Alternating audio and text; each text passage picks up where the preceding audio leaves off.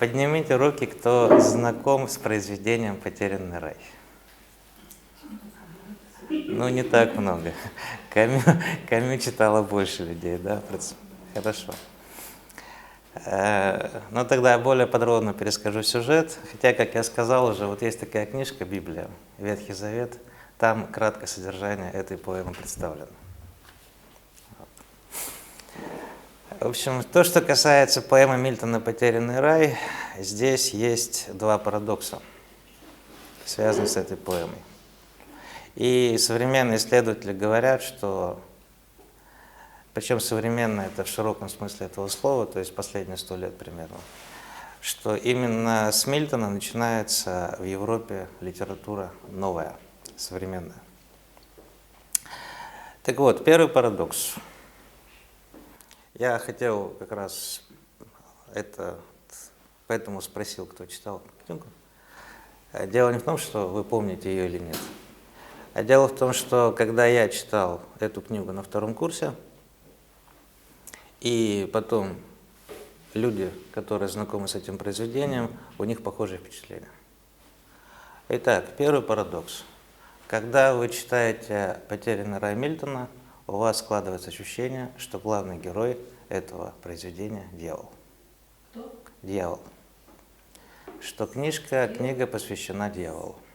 На примере «Потерянного рая» показано, как изменилось восприятие отрицательных героев у современного читателя. Современный читатель – это не читатель 21 века, современный читатель – это даже не читатель 20 века. Я имею в виду читательскую аудиторию с начала 19 века. В общем, на примере «Потерянного рая» это особенно наглядно.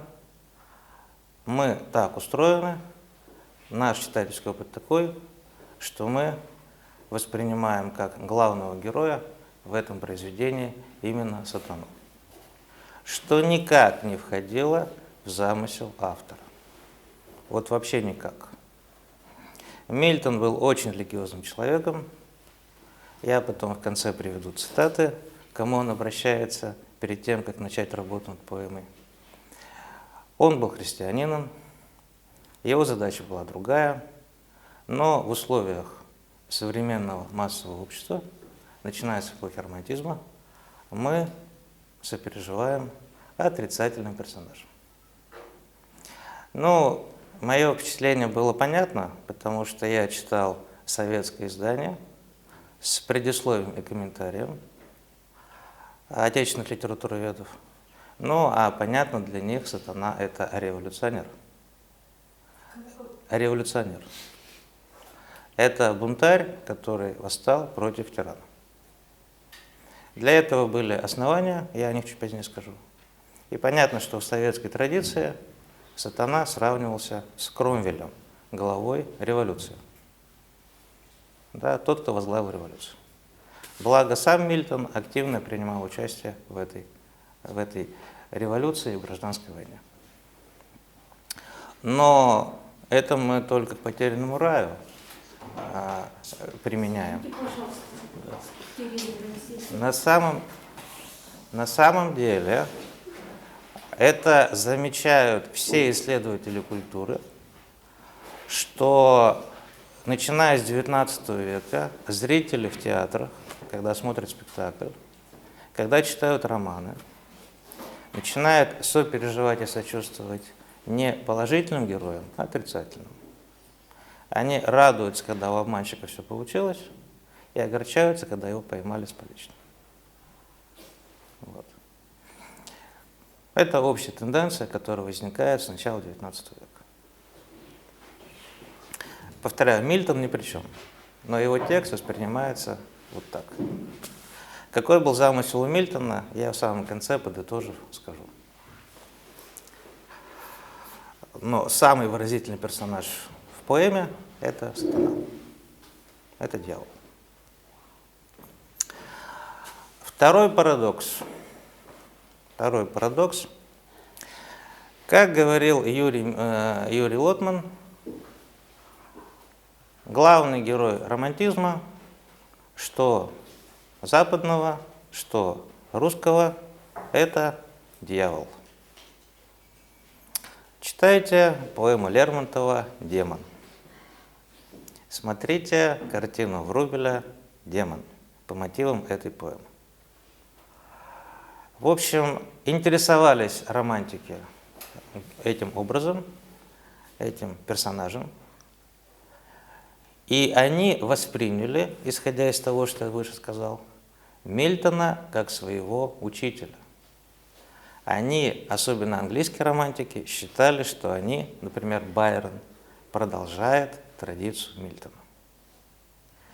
Если бы Мильтон встретил своих учеников и продолжателей, то в лучшем случае он бы подыскал розгу покрепче и потолще, и как следует этих ученичков бы выпорол, как это было принято в XVII веке.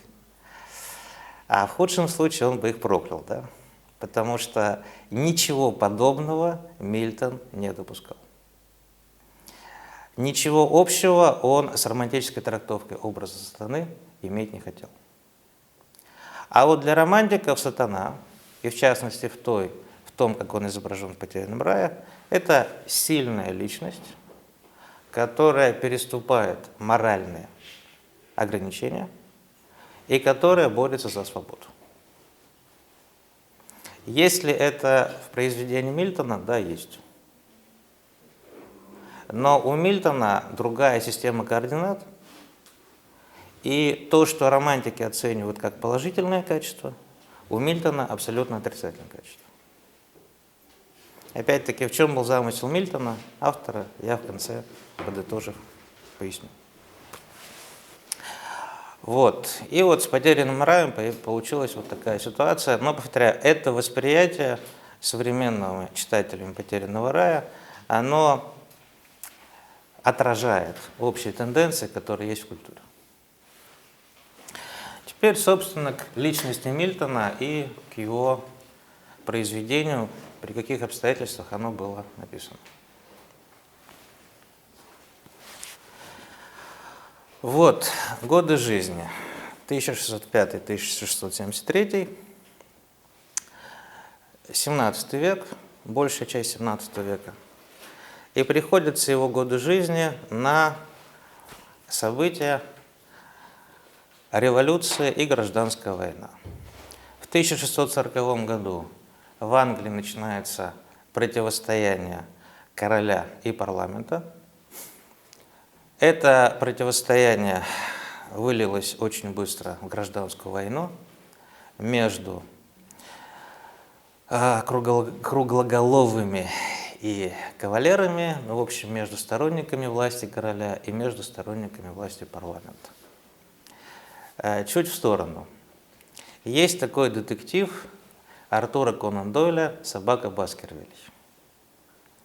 Вы помните, да, что в начале повести говорится о том, что род Баскервилей преследует злая собака, что это родовое проклятие. На это читатели не обращают внимания, но если внимательно вчитаться в текст, при каких обстоятельствах появилось это проклятие, то мы обнаруживаем, что Баскервиль был аристократом, лордом, а в XVII веке, во время вот этих событий, он перешел на сторону парламента. Это вот как офицер перешел в Красную армию. И по поверьям крестьян, местных жителей, это главная причина, почему на них было обрушено это проклятие. Потому что они предали свой класс.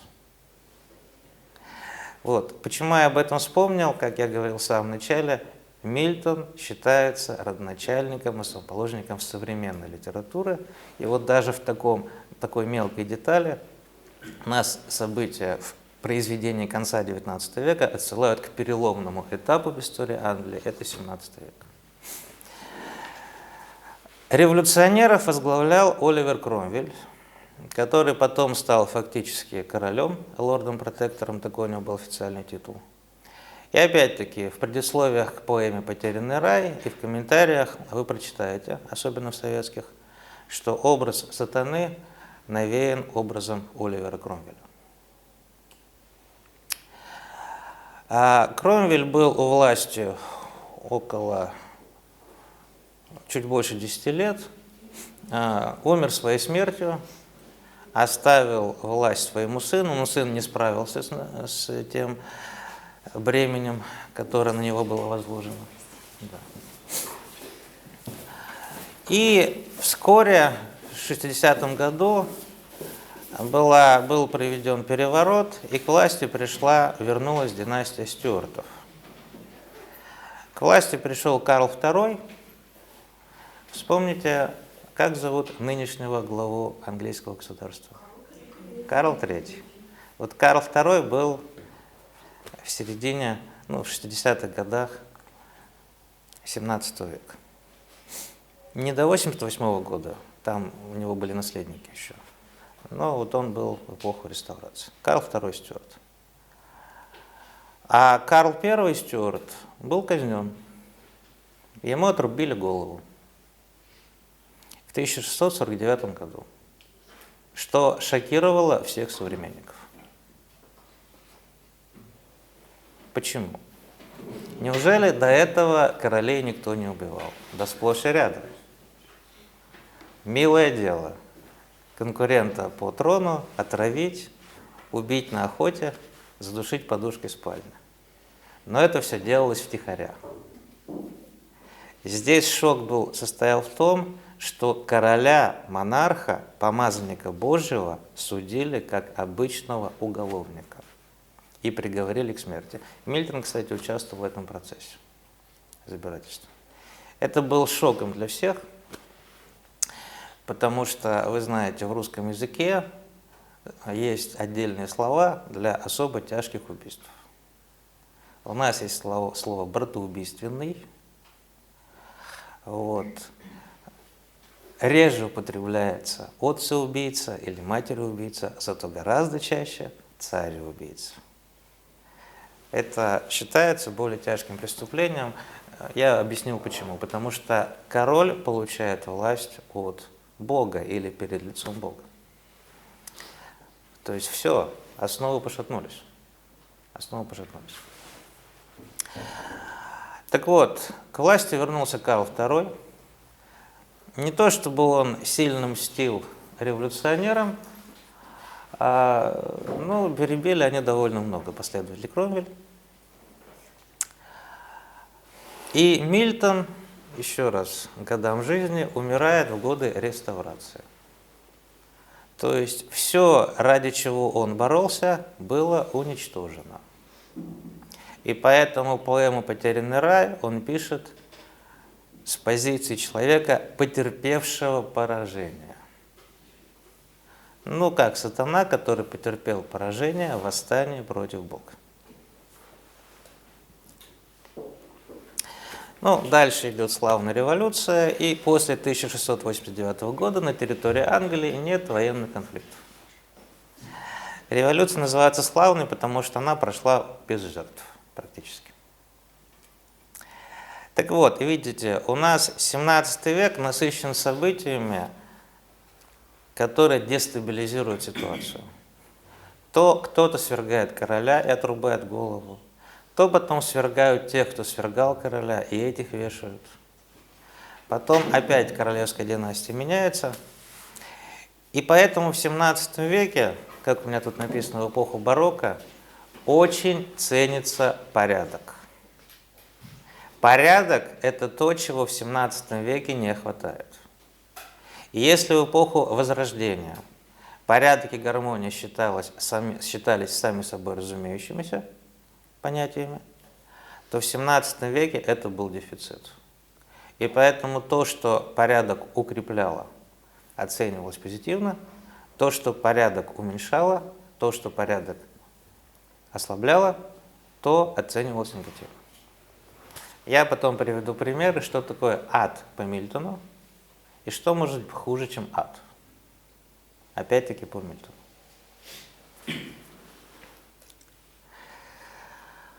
Так, ну это я пропущу. Основные произведения Мильтона: поэма «Потерянный рай», «Возвращенный рай» и «Самсон-борец». Ну, самая выдающаяся поэма – это «Потерянный рай». Писал он ее, разочаровавшись в том, что происходило в Англии. У него было очень мрачное настроение. К тому же у него ослабло здоровье. От чего он страдал, кто знает? Правильно. Великий слепой. Гомер, Мильтон и Паниковский. Да. То есть Мильтон у нас вошел в историю наряду с Гомером как великий слепой. Кстати, приемы, которые использованы в поэме «Потерянный рай», они в том числе скопированы, заимствованы из Илиады Гомера. О чем же поэма? Сама поэма начинается, есть такой термин латинский «in medias res», то есть середина. Этот прием, который мы встречаем, например, в поэме Гомера «Илиада». Да? Про Троянскую войну, но начинается какой-то день, какой-то промежуток времени на 10-м году этой войны. Вам не рассказывают, что было до того, что было после того. Здесь тоже. Начинается середина. Начинается с того, что сатана потерпел поражение со своими соратниками. Он низвергнут в одно место, о котором я чуть позднее скажу. И думает, что делать дальше. Теперь, откуда они взялись? Я имею в виду сатана, его соратники и Бог. В поэме эти фрагменты переставлены местами. Я воспроизведу в хронологическом порядке события, которые привели к грехопадению Адама и Евы. Но перед тем, как я об этом расскажу, вот желательно бы еще было саму поэму, ну ладно, не важно. В общем, поэма по объему где-то страниц 200. Да, если можно, 200. Как я сказал, вот в этой книге, вот, краткое содержание поэмы «Потерянный рай». Значит, занимает она глава 2 и глава 3. Вот один разворот – это источник, из которого Мильтон написал очень большую поэму.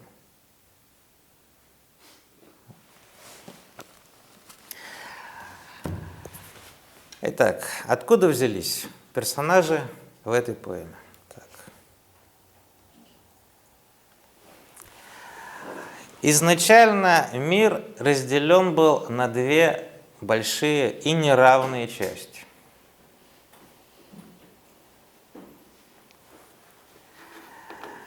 Были небеса, где жил Бог и его ангелы. Вот здесь на схеме это небеса. А все вокруг занимало другое пространство, которое называется хаос. Что такое хаос? Глазам троих, стоящих на пороге адских врат, предстали тайны пропасти седой, безвидный необъятный океан, тьмы самобытной, где пространства нет, ни ширины, длины и высоты, ни времени, где пращуры природы, ночь древняя и хаос в шуме битв немолчных безначалия блюдут, исконное, сумятицу нелад, и существует лишь благодаря отсутствию порядка. Итак, хаос – это то место, где нет пространства, где нет ширины, где нет длины, нет высоты, нет времени. То есть полное отсутствие порядка. Спасибо. Да, вот, ну тут две поэмы, да, сейчас я покажу. 339. Да, возвращенный равен короче. Вот для наглядности. Вот такой толщины. Вот. Это то, что Мильтон написал на основе 2 страничек из Библии. Ну, там немного еще были события из Евангелия, но они немного занимают место в самой поэме. Ни времени, ни ширины, ни длины. И все это из-за отсутствия порядка. То есть самое худшее, что может быть в мире, это отсутствие порядка. Есть такое русское жаргонное слово «беспредел». Вот хаос у Мильтона – это беспредел. Вот. Судья их, распри хаос, как бы ни решал, лишь умножает смуту, что ему опорой служит, правит рядом с ним арбитр верховный случай. Там, кто прав, кто виноват, решает случайность. Вот. Ну и так далее. Это вот у нас хаос. И там царят смятение, случай и молва, раздор тысячеустый и мятеж. Вот тут эти слова написаны с большой буквы, потому что это олицетворение, да? Это абстрактные идеи, которые воплощены в конкретных персонажей. В понимании Мильтона в мире хаоса гораздо больше, чем небес. И все, что он будет дальше создавать, будет создаваться из хаоса, отторгаться от хаоса. Впавшие в грех гордыни ангелы, главный из них это Люцифер. Кто-нибудь знает, как переводится на русский язык слово Люцифер? Светоносный. Утренняя звезда Венера называется Люцифером. Да? То есть само слово очень позитивное. А это не случайно, потому что Люцифер был лучшим среди ангелов. Он был первый после Бога. Ну и как это часто бывает, он подумал, а почему после? Лучше вместо. И он поднимает восстание для того, чтобы занять место Бога. Я только что говорил, что Мильтон жил в 17 веке, и он видел, как свергают королей, как королям отрубают головы, как свергают потом тех, кто свергал королей, и уже их вешают. И поэтому борьба между сатаной и теми ангелами, которые пошли за ним, и Богом, и теми ангелами, которые остались ему верны, они, во-первых, эта борьба, во-первых, очень похожа на сражение гражданской войны в Англии 17 века. А во-вторых, как вы думаете, почему Люциферу не удалось победить? Ну, мы должны были бы бодро ответить, потому что Бог – это добро, а добро сильнее зла. Но Мильтон – человек 17 века.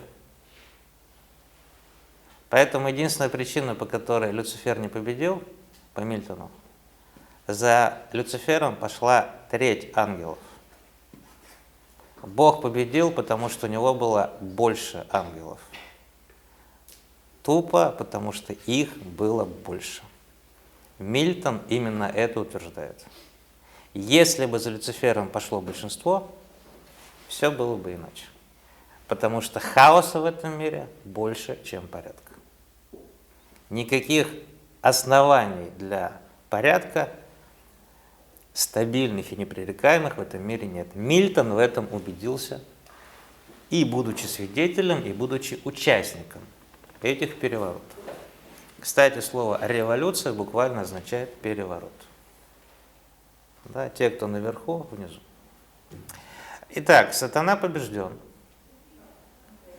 и ему на небесах не место.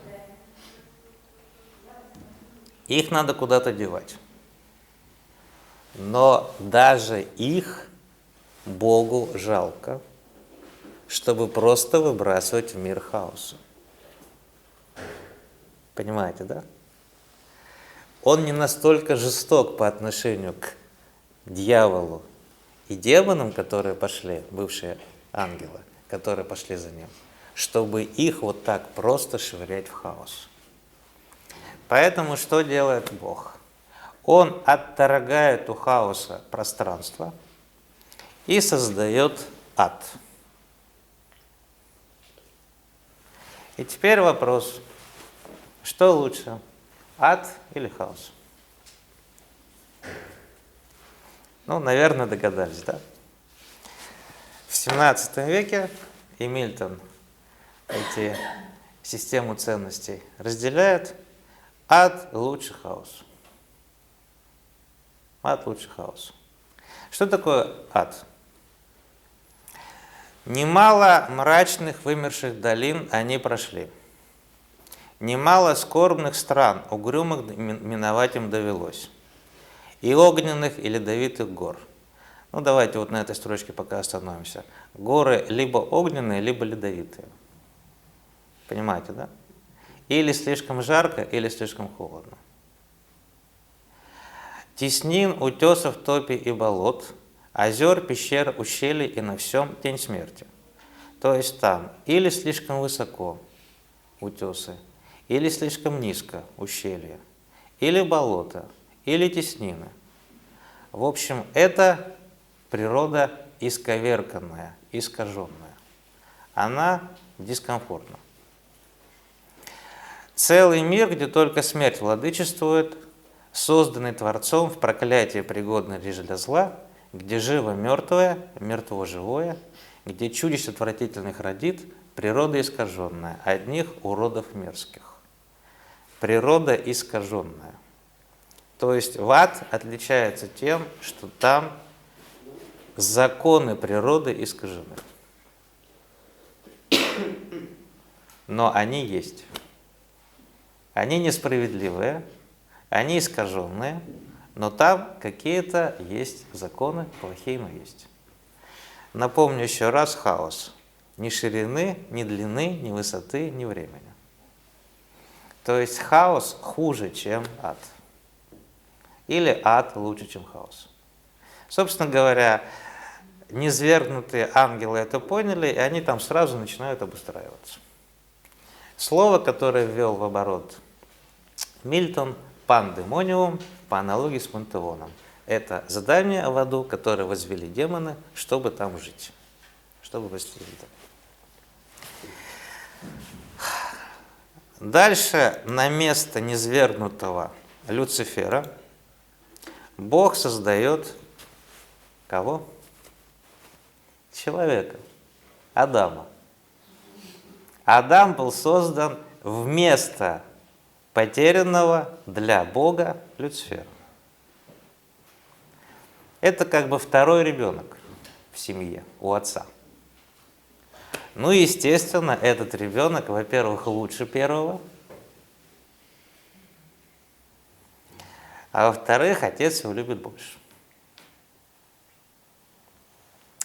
И специально для этого человека, для этого существа, которому он подарил самое главное, бессмертную душу, и, что важно для 17 века, разум.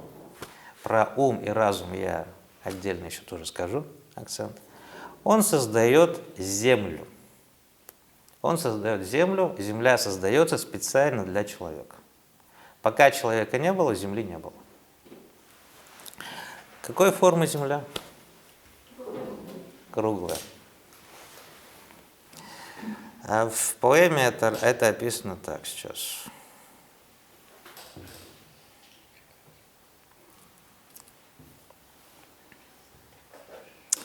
Его дела воистину чудесны, и глядеть на них услада, радостно о них с благоговением вечно вспоминать.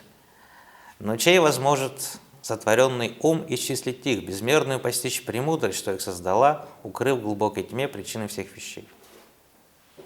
Я видел, как бесформенная масса первоматерии слилась в одно, по слову Господа, и хаос внял его глаголу, дикий бунт притих, законом покорясь, и обрела пределы беспредельность. Он изрек вторично, и бежала тьма, и свет возник, из беспорядка родился порядок.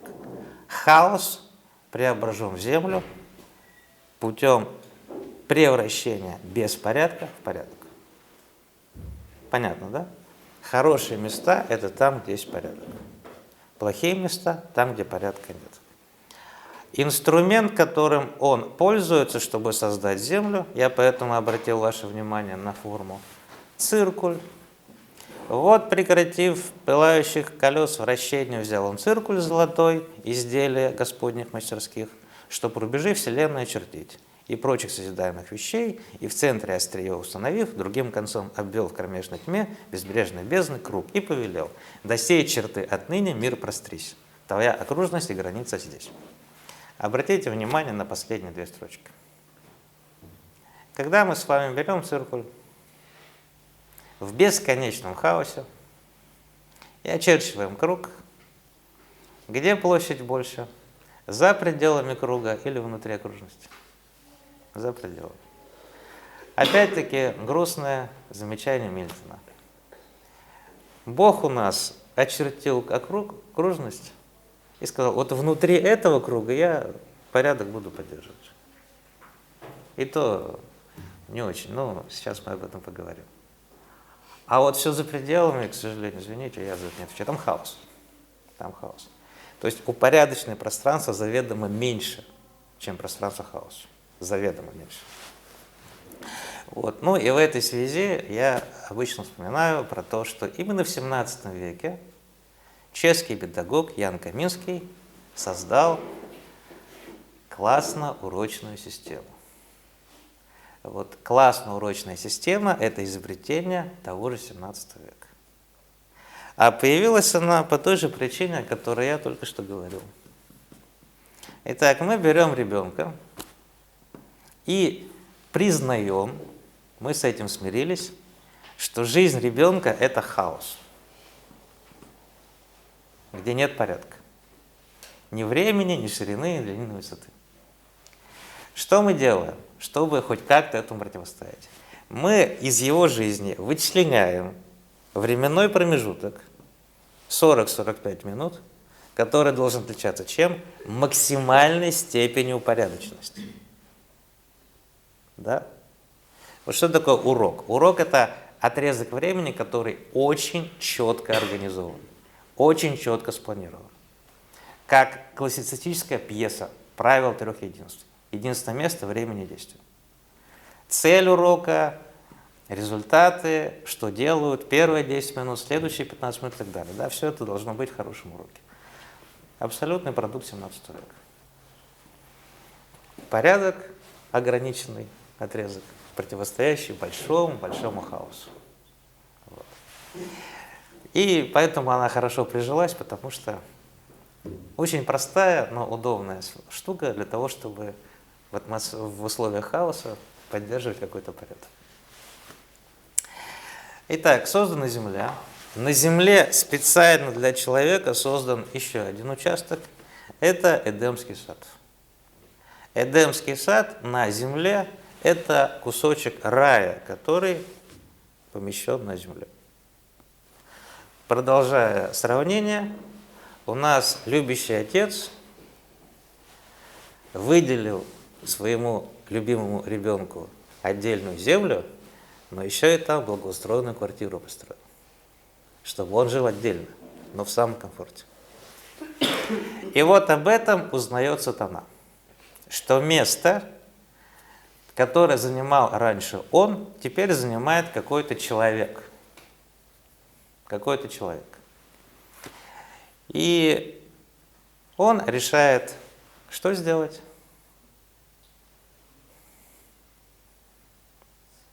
Из зависти отомстить. Соблазнить этого человека, чтобы он потерял уважение со стороны своего отца, своего создателя. Теперь возникает вопрос. А вот когда Создатель создал человека, Адама, создал землю, предоставил ему Эдемский сад в пользование, он знал, что сатана туда полезет и будет его соблазнять. Бог это знал? Конечно, знал. Конечно, знал. Почему же он этого не предотвратил? По одной простой причине. Я сказал, что Бог наделил человека всем ценным, что у него есть. В частности, он дал ему душу. И мечта, хороших родителей. Это когда ваш любимый ребенок пошел на кухню и вымыл посуду, но не потому, что ему 10 раз сказали, а он сам решил добровольно это сделать. Вот это мечта любого родителя и мечта Господа в «Потерянном рае» Мильтона. Богу не нужен человек, который хороший из-за того, что у него нет возможности быть плохим. Богу нужно, чтобы у человека была возможность выбирать между добром и злом, и он сознательно выберет добро, как бы его ни соблазняли. То есть человек должен иметь возможность допустить ошибку.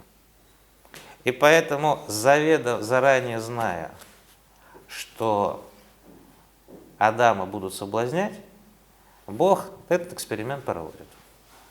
Ну, можно сравнить еще с такой ситуацией, да? Вот ребенок тычет вилкой в розетку, можно у него вилку отобрать, а можно дать, пусть один раз засунет, шарахнет и запомнит на всю жизнь, что так делать нельзя. Вот. Ну, Бог у нас всевидящий, поэтому он знает, что не убьет, и поэтому он решил с Адамом проделать похожий эксперимент. Итак, зная, что сатана будет соблазнять Адама, он этому попустительствует, чтобы испытать Адама. Ну, конечно, Адама бы сатана соблазнить не смог. Но появилось слабое звено. Какое? Ева. Я вам расскажу, на чем сыграл сатана. Он сыграл на двух особенностях женской психологии. Разве мне смирение мило, если воля разум, ведь разум это тот же вольный выбор, бездейственны, бессильно, лишены свободы выбора, свободной воли, не мне, а неизбежности служа. То есть ему нужен выбор добра, но при наличии возможности выбрать зло. Так.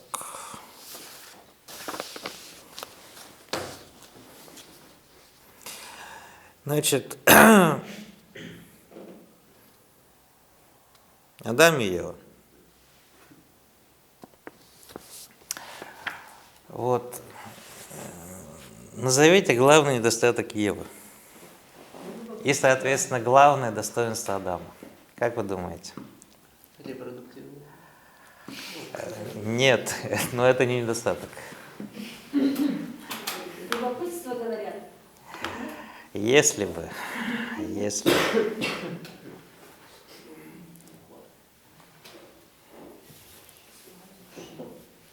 Ну, прочитаем. Схожи не во всем создании этим. Имеется в виду Адам и Ева. Видимо, присущий им разный пол. Внимание. Для силы сотворен и мысли муж, для нежности жена и прелести манящий. Итак, у мужа есть сила и мысль. В свете того, что я вам рассказывал про хаос, про ад, про землю, про борьбу за порядок, вы понимаете, что способность мыслить – это очень ценное качество. И Ева это признает позднее, и на этом сыграет сатана в том числе. Дальше смотрите. Создан муж для Бога только и жена для Бога в своем супруге. То есть, видите, женщине повезло, у нее Бог рядом. Это ее муж. А у мужа Бог где-то далеко. Вот, и вроде бы несправедливо, да? У нас получается такая вертикаль. Есть Бог, есть Адам и есть Ева. Ева подчиняется Адаму, своему мужу, а муж подчиняется Богу. Но нельзя сказать, что у нас Мильтон был таким антифеминистом, если бы мы на нынешние термины перевели. На самом деле Мильтон был сторонником женского равноправия. Он даже признавал право на развод, что было большой диковинкой в те времена, экзотикой. Но как он рассуждал? Если у вас за дело отвечают два человека, у вас будет бардак или хаос. Поэтому и в семейных делах должна быть вертикаль власти. Бог выше всего, Адам второй, третий Ева. Она подчиняется. Ева с этим вполне согласна.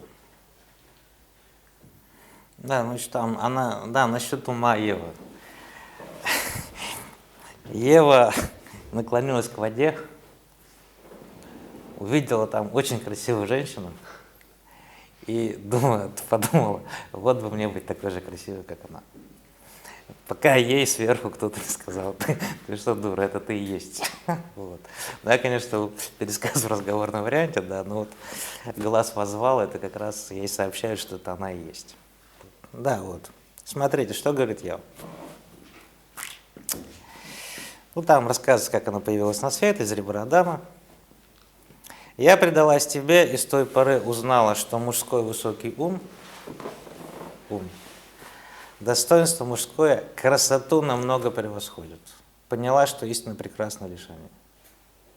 То есть она понимает, что она уступает Адаму в уме, и поэтому признает, что она должна быть в подчиненном положении по отношению к Адаму.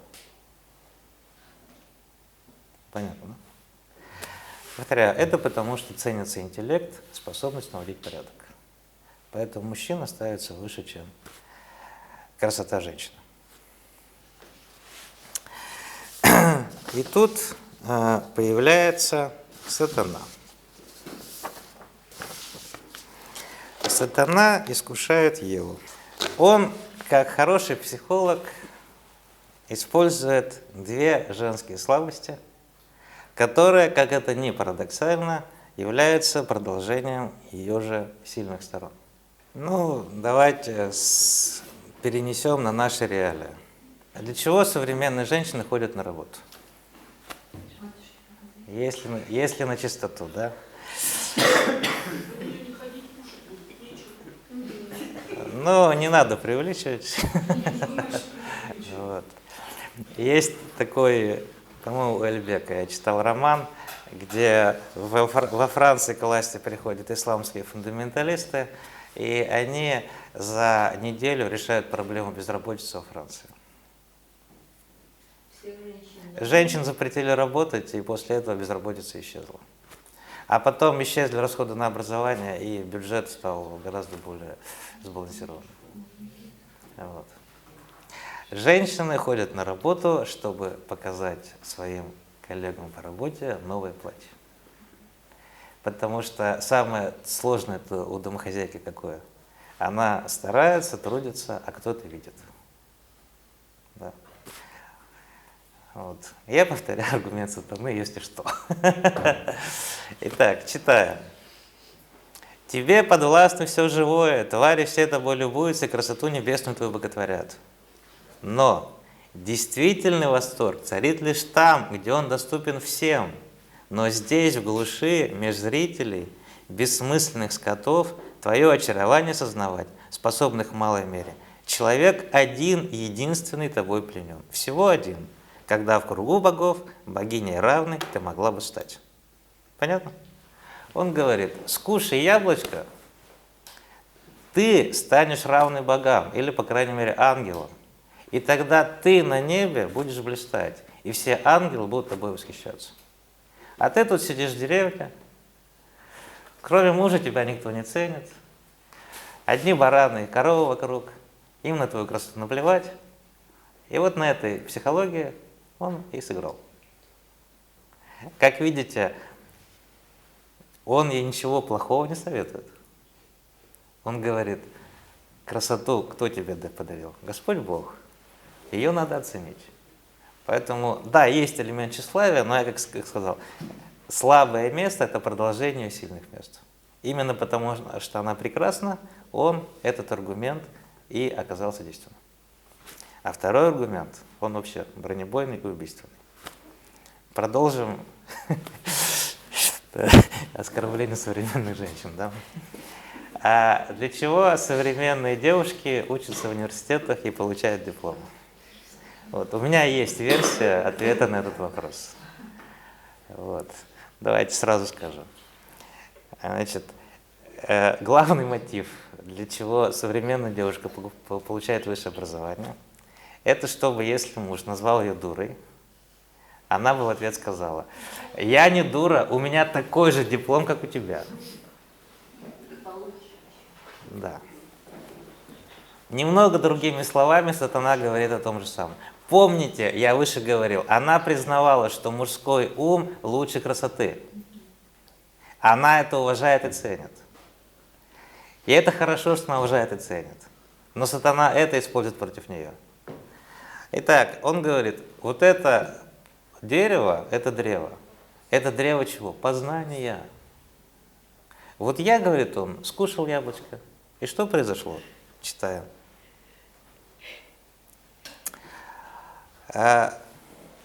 Достигнув кроны, где они, вися в столь близком изобилии, сильнее манили, я срывать их щедро стал, вкушать и голод ими утолять. Такого наслаждения досель я не знавал ни в пище, ни в питье. Насытясь, я внезапно ощутил преображение странное. Мой дух возвысился, и просветился ум, способность речи я обрел потом, но, впрочем, не утратил прежний вид. Высоким и глубоким я с тех пор предался размышлениям, объял я всеохватывающим сознанием предметы обозримые небес, срединного пространства и земли, все доброе, прекрасное постиг и понял, что оно воплощено вполне в твоих божественных чертах. Интеллектуальным взлетом воспитал, когда Господь кушал это яблоко. И Еву этот аргумент добил. Она не просто будет предметом восхищения, она еще станет умнее самого Адама. Это ли не соблазн? Да? Повторяю, она уважает это качество мужа, и именно по этой причине она поддается соблазну страны. Наши слабые места – продолжение наших сильных мест. Наши недостатки – это продолжение наших достоинств. Ева хотела стать, гордилась тем, что она жена Адама, она его уважала и ценила, и поэтому хотела стать похожим на него как можно больше. Итак, она съедает этот плод, и что происходит дальше, понятно. Приходит Адам и с грустью говорит, вот здесь по-другому это написано, вот в этой книжке. А у Мильтона это описано так. Тебя за то, что ты нарушил запрет, конечно же, изгонят из рая. Как же ты там одна будешь? Без меня. И вот чтобы с ней не расставаться, оцените благородство Адама, он вот безо всяких этих плюшек, на которые рассчитывала Ева, прекрасно сознавая, вот как яд выпивает, да, прекрасно сознавая, что то, что он делает, это абсолютное зло и по отношению к себе, и по отношению к Богу, Создателю. Он вкушает этот плод, и потом следует наказание. Их изгоняют из рая.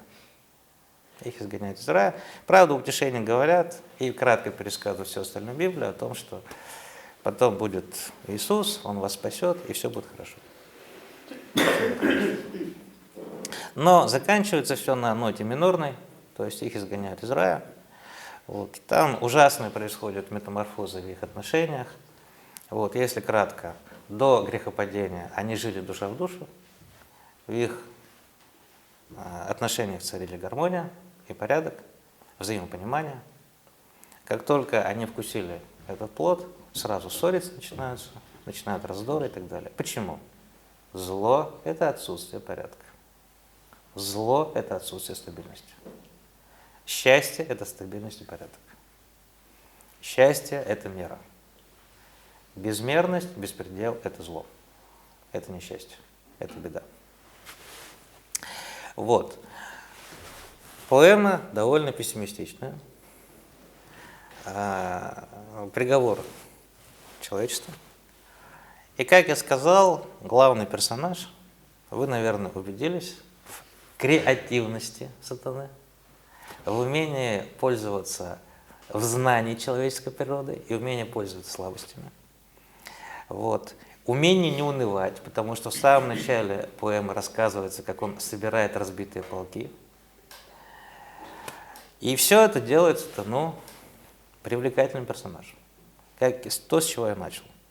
Когда вы читаете этот текст, вы воспринимаете главным героем именно сатану. Вот. Можете мне свои версии дать, почему нас привлекают именно отрицательные персонажи? Вот. Пока думаете, я процитирую персонажа из романа Селлинджера Холдена Колфилда «Над пропастью во ржи». Вот. Еще один камень в огород женского пола получится, ну ладно. В общем, он говорит, если парень понравился девушке, значит сволочь. Он так и говорит. Идея какая, да? Если девушка реагирует на внешние данные, он привлекателен, то в конце оказывается, что он подонок. Так вот, почему нас привлекает именно зло? Почему красиво, наверное? Что? Красиво и лукаво. Ну, а красота в чем выражается? Может, завидуют добрым, потому что... А? Завидуют добрым, потому что... То, что они считают... Ну хорошо, давайте я поверну в другое русло. Почему положительные персонажи кажутся нам скучными? Предсказуемые, несут порядок и, главное, не меняются. Понимаете, да, не меняются. И по моей версии, точнее не моя версия, а я ее почерпнул из ряда книг, почему «Потерянный рай» — это начало современной литературы, и почему примерно с XIX века, начиная вот с этой романтического переосмысления этой поэмы, люди начинают сопереживать отрицательным героям. Потому что начинается век модерна, в широком смысле этого слова, то есть век инноваций.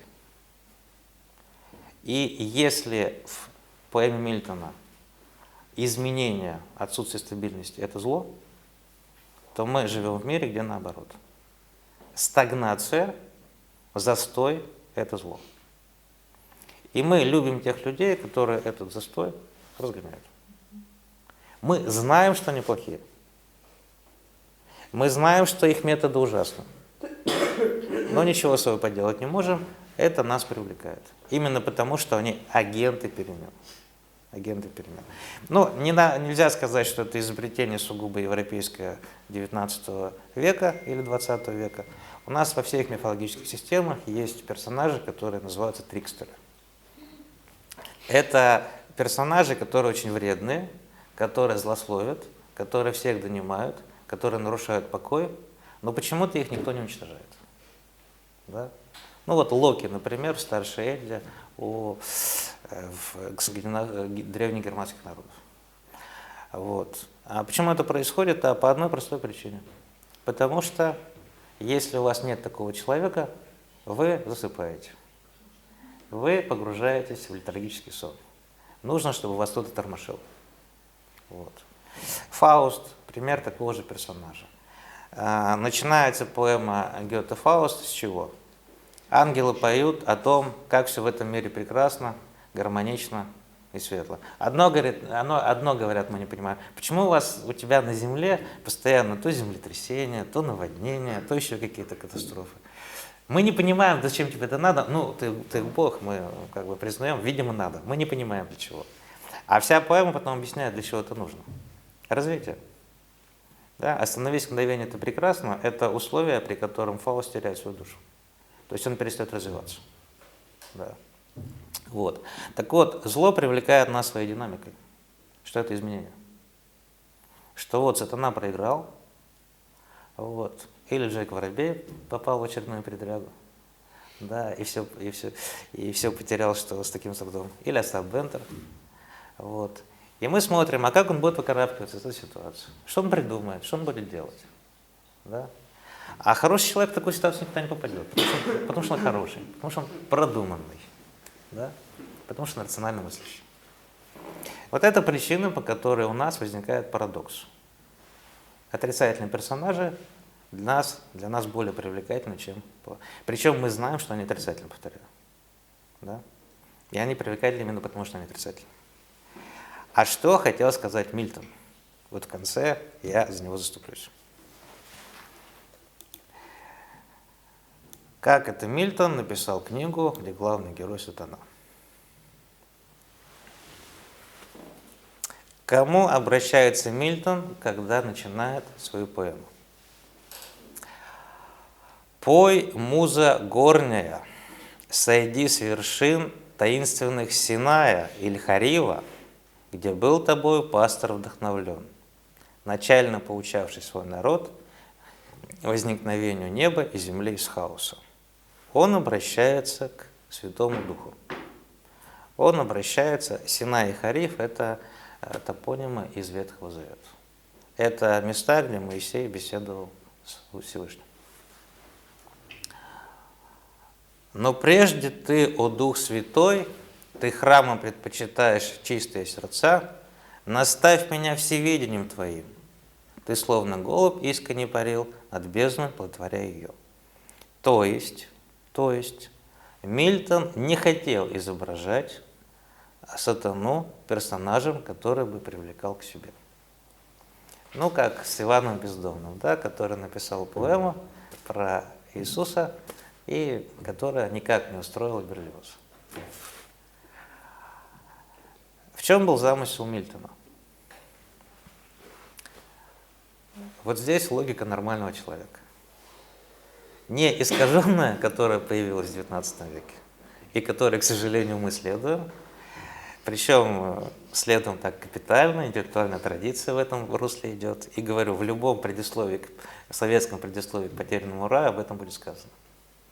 Что сатана – это вот борец с угнетателями и так далее, с тиранами и прочим. У Мильтона, как у нормального христианина, задача какая? Написать книгу, в которой он в очередной раз восславляет Господа Бога.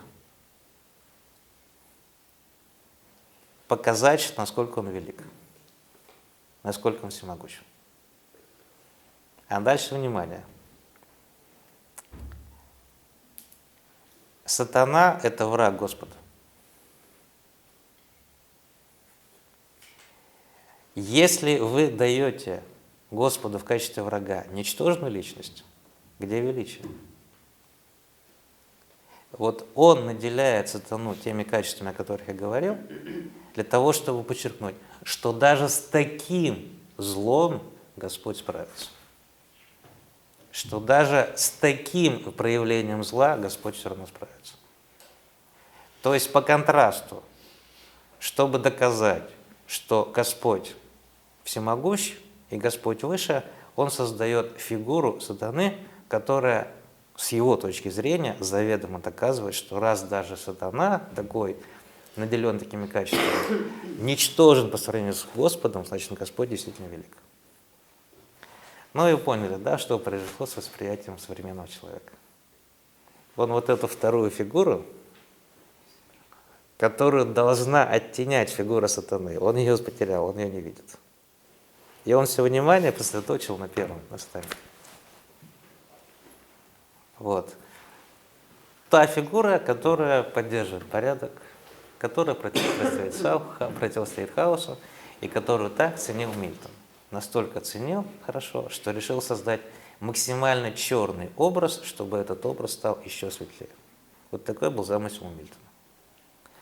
Но он же не рассчитывал на извращенное восприятие людей XIX века, которые вот эту фигуру, именно потому что она ослепительно белая, да, слишком величественная, она с трудом переводится на язык, на восприятие обыкновенного человека. А сатана переводится. У сатаны все понятно. Да. Еще даже понятнее, чем Адама и Евы. Мотивы поведения.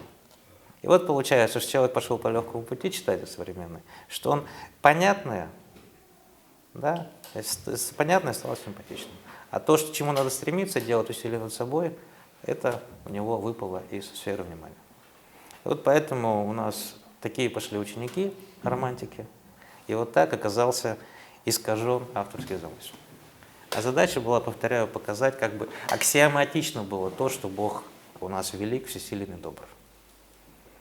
И чтобы показать, что даже с таким исчадием зла, как сатана, он справится. Вот. Ну вот это то, что я хотел рассказать.